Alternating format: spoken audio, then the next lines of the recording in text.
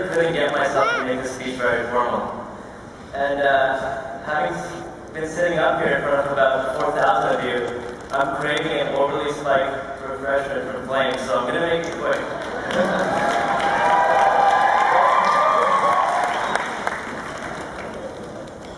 4 years ago, I was chasing a tennis career in Canada, and that left me practically homeless, and I was eating out of soup kitchens. And it is only because of the help and the philosophy-changing tough love that my grandfather gave me that I'm standing behind this podium today. So, with your permission, I'd like to dedicate this speech to him. You know, Big Dad, I hated your rules, but I thank you for them. When I first applied to go to San Jose State, I really wasn't sure what to expect. I wanted to go to UC Berkeley, or I wanted to go to UC Santa Cruz, and I even considered Santa Clara. And I just kind of happened to find myself going to San Jose State. I didn't exactly expect great things when I was coming here.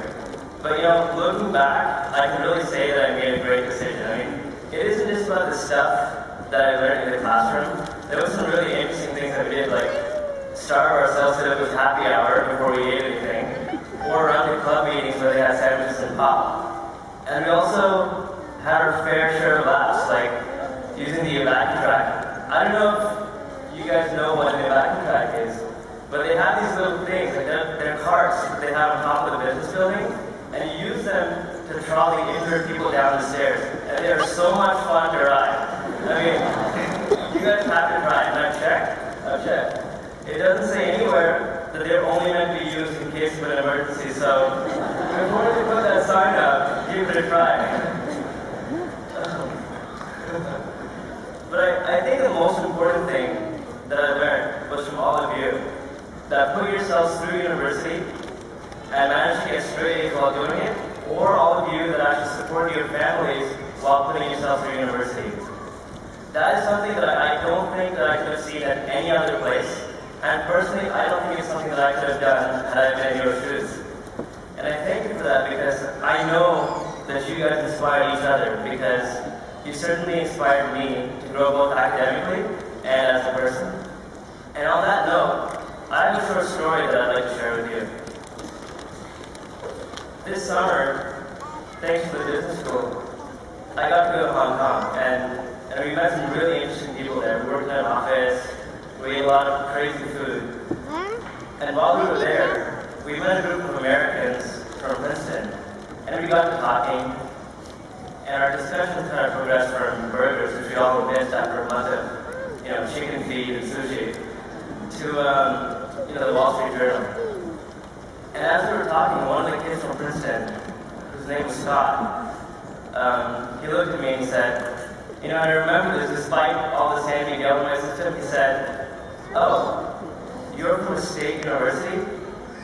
Well, I guess that's going to make it almost impossible for you to get very far into the business world."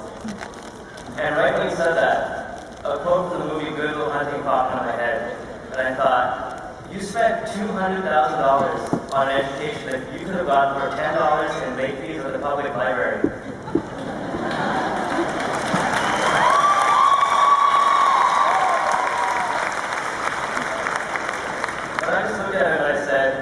When you're really good at what you do, it doesn't really matter where you come from. Mom, what are you doing? I just smile back, and our conversation kind of migrated to how good the weather was.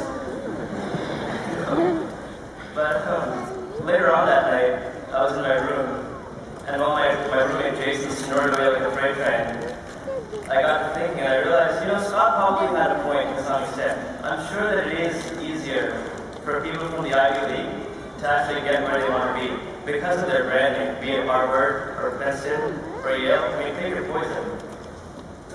But what Scott didn't realize is that we all learn from the same textbooks, and we all read the same words in the Wall Street Journal or the Business Week. And while they do it within the walls of their vantage schools, all of you work really hard at your jobs, and then you will yourselves to study late into the night just as hard as they do. And I think that knowing that is more powerful than any brand name can ever be. So all of you know, either by first-hand experience or by observation, that we have the capacity to dedicate ourselves to any of the obstacles that need to be hurdled. And that right there is the most important thing that I've learned by going to school with you. And I want to thank you for it because there was a point in my life in which I thought just like Scott did. And it is because of all of you that I once again believe that my dreams are within my grasp. And I hope that all of you dream really big and then realize those dreams, because I have that kid Scott from Princeton on my Facebook. And in a few years, I want to look him in the eye and say, how do you like them apples?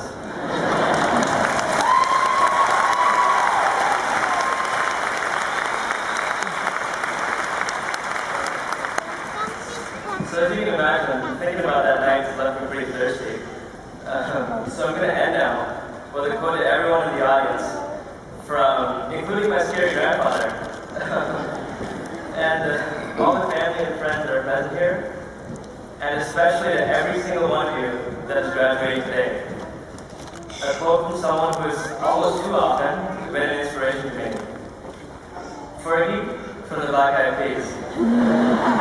Tonight is going to be a good night. Congratulations again.